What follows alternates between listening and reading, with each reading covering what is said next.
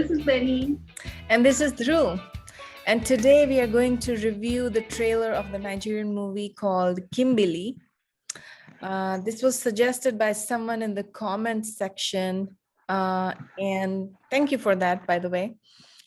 So this is actually a fairly recent movie. It's a 2020 movie. It says Kambili, the whole 30 yards. And it is on Netflix, by the way. So, okay. So Kambili the director is Kayode Kasum. And it stars Nancy Isime Mawuli Gawor and Jide Kene Achufusi and others.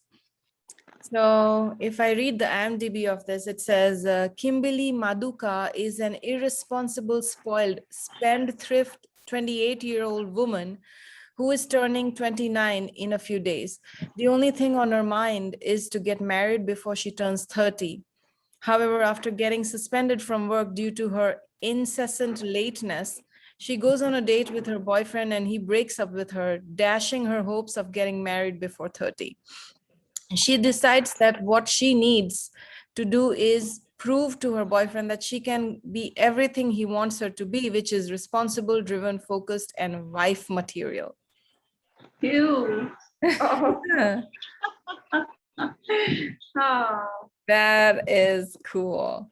That makes me think, like, when someone hurts, like there's two things that really change your life. Like, of course, hardships also help you learn a lot, but when someone bruises your ego, then you have so much fire to prove them wrong, Yes.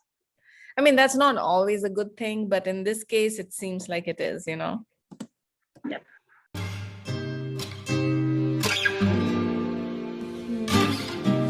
I thought we were good together. I thought everything was okay. You told me that you wanted to get married. My darling, listen. Life not always be as you think out. I dreamt that I was going to be my own boss lady, all powerful. Kambili, you are late again. I did not raise you this way, girl. My grandma practically raised me. I heard that. Shit, my bag! What is wrong with you? Kambili, did they swear for you? Give me my final warning letter. Final what? Final what? Shep Nicole Mania Ekin Lokolo. What you need is new blood, new dates. Don't you guys get? I don't want to see other men. I want John. I will get him back. How do you intend to do that? Kambili, back to your business idea. The one that she's too broke to fund, right? She is kind of broke. She's like broke. John was there. Did you see him?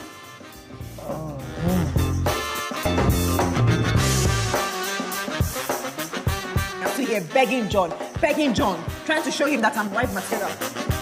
You must be Kambili. I've heard so much about you. And I've heard nothing about you. If she's down and she needs someone to cheer her up, she should watch Comedy Central or something. Bro, you first. Who's your bro?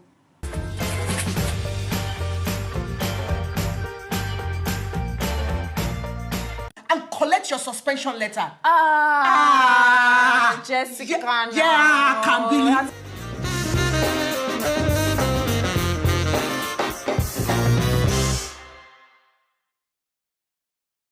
Okay, so it's actually Kambili, not Kambili. Yeah, okay, got it. This is another coming-of-age story with a lot of comedic element to it. This is by the same director, Kayode Kasum. We reviewed this lady called Life. That's also one of his stories where, right, the lady, there's this woman who's an excellent chef and she has no confidence in herself, and that's also a coming of age story. I love the fact that this director does make coming of age stories, especially focused on women. This is the second one. And this is obviously a different kind of a genre, because that was, I think, a more serious take on a coming of age story, but this is obviously done with a lot of humor. And I really think it's an awesome concept. I mean, there's a lot of spoiled brats that are like over-sheltered people, right, in the world. And that has to do with a lot of factors. Mostly it's their upbringing, but then the real world really, poses so many challenges for people like those. Yeah, I mean, you find that generally people who are, well, if you belong to a well-to-do family, and if you're good looking, and on top of that, if you are a single child, oh, then you are generally a brat, and you don't even realize it. You're like, hey, I deserve that. If somebody gives you a compliment, then also you're like, yeah, of course. So what? You have that tendency to expect goodness out of life and out of people, and you expect things to fall at your feet, like you deserve it, you're the princess. So life should be good to you, you should be getting all the rewards, whether you go late to the office or not, but you should retain the job no matter what. And whether you're nice to your boyfriend or not, or whether things are working out or not, you expect that I deserve good things, and so I should get my boyfriend to marry me. And when then suddenly you lose your job and suddenly you lose your boyfriend, you're like, hey, how could this happen to me? This is not supposed to happen to me. This can't be happening to me. But then people like those that generally, as you say, they have this go-get kind of attitude that, hey, I can't let this thing happen to me. It becomes a matter of ego. They may call it self-pride or something, I don't know, but yes, it becomes I can't let this define me. I'm going to change things. I'm going to get what I deserve. So yeah, you come across people like this in life. Well, I was kind of like that, so I kind of relate, but I wasn't like exactly like this, but I did have a ego thing that, how dare you say that to me? I will prove you wrong, right? Those kind of things that you went on. I mean, but that was more like the teenage-ish years. She is obviously much older, it seems like. And I hope that the story also shows why she's like that, not just that she is like that, like why, what is her, because that's the more interesting aspect of how you always, when you look at someone's story, you always kind of understand why someone became the way they became. Again, another point of similarity between Indian cultures and Nigerian culture is that goal of having to get married by 30. I mean, that's also like not just exclusive to our cultures. I've seen that kind of pressure being taken in the US as well, for not specific to us to exactly 30 years old, but like, yes, by 30 I should have a boyfriend, I should be married, like that kind of pressure that women take on themselves because of society. It's interesting to see that that's global.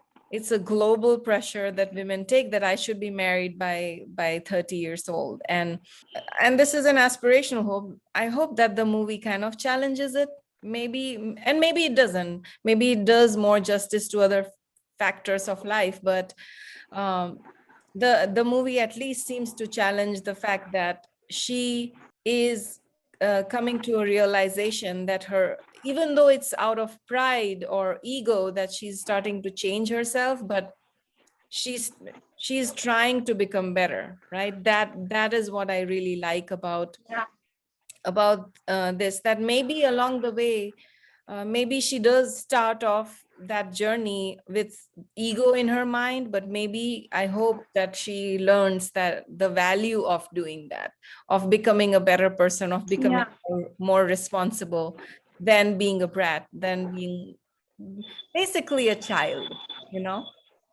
Yeah.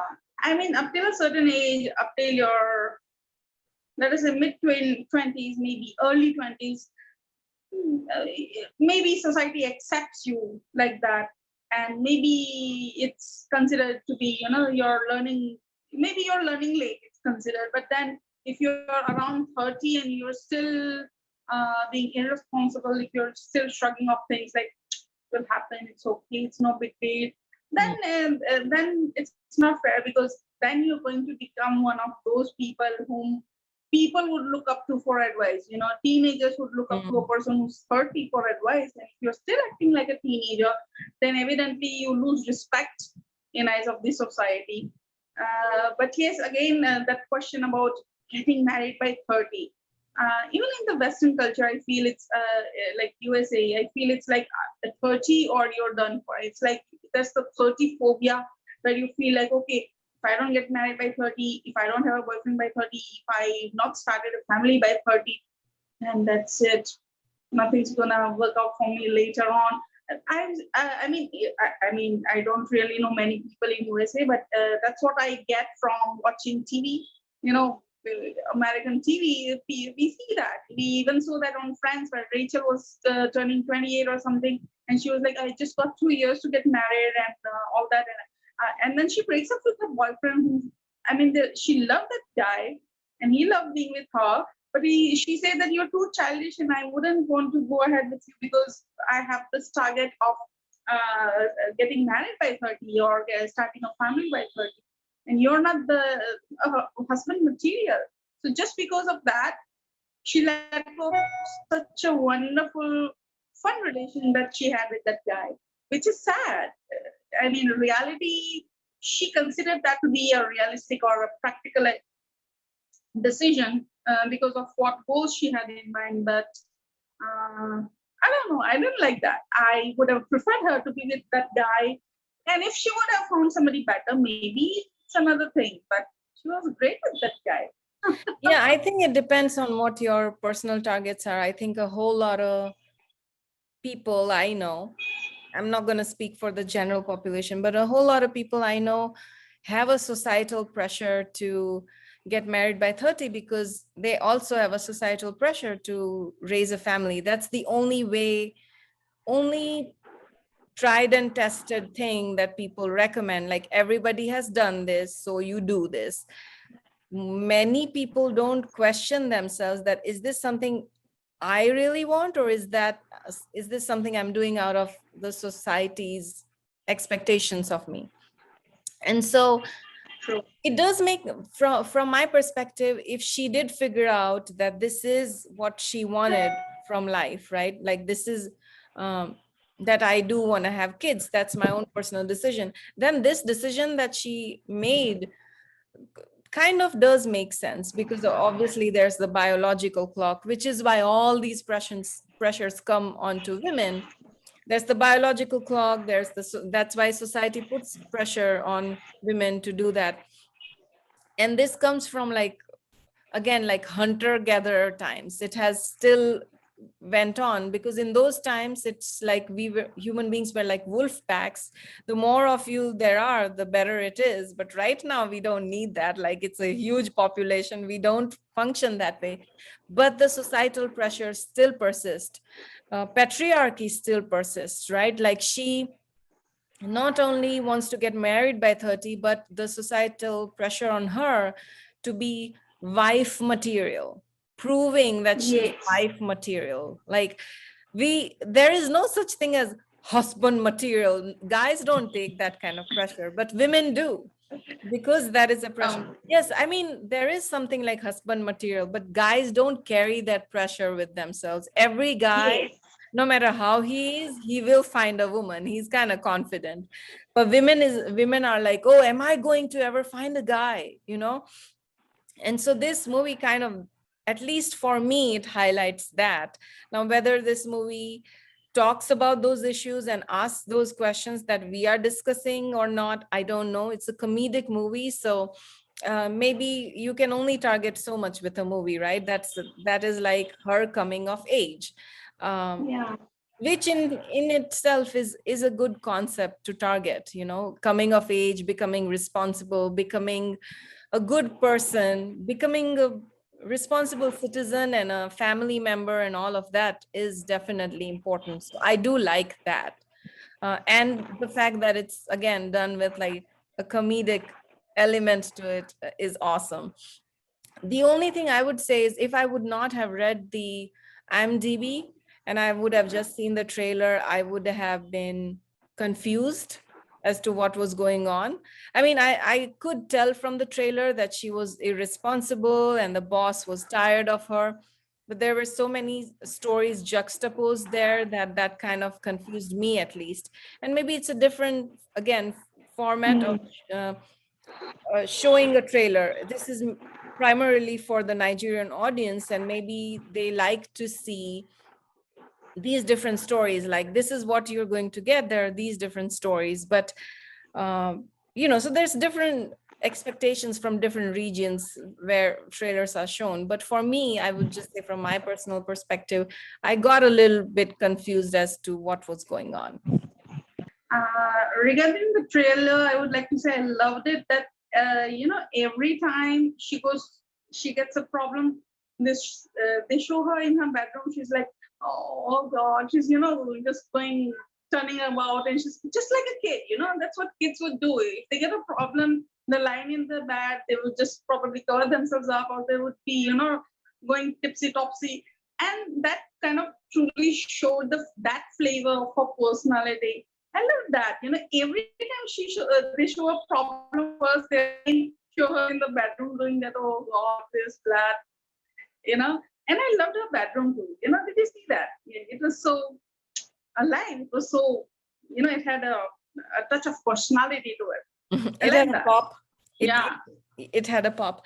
The other thing I did notice, since we're talking about like the aesthetics of it, with Kayode Kasum's previous movie, This Lady Called Life, I think we did note that towards the end where the credits were, the background of the credits was so beautiful. It was a movie about this chef.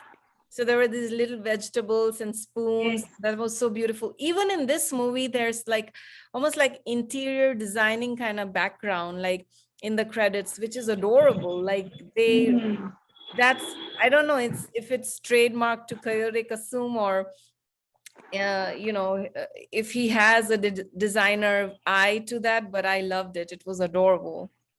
So it's like every part of the movie is well thought, and attention to detail, and everything about the movie kind of portrays what the movie is about, or portrays what the protagonist is about.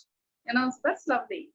Yeah, that's true, because what is the protagonist about? That's what it is in the credits, like the flowery, pretty things, like she likes these pretty floral things. She's a material girl, or whatever you want to call that. And then in the previous movie, the lady was a chef. It was about cooking and flavors and spices and vegetables and whatever.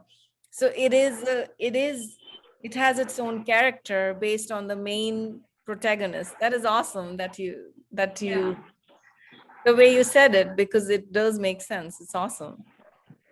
Yeah, I mean this to bring out those kind of things, that is what talent is. I mean, maybe you have written a great book, but the title is so boring, people don't even pick it up, people don't even read it. It happens. It's the first glance, the first 30 seconds, the first 10 seconds that's going to, appeal the audience towards watching the rest of the movie. So if you're able to do that, and even at the end when you're leaving the theater, maybe you still see that, and sometimes you feel like, okay, let me just wait, let everything finish and then I leave the theater.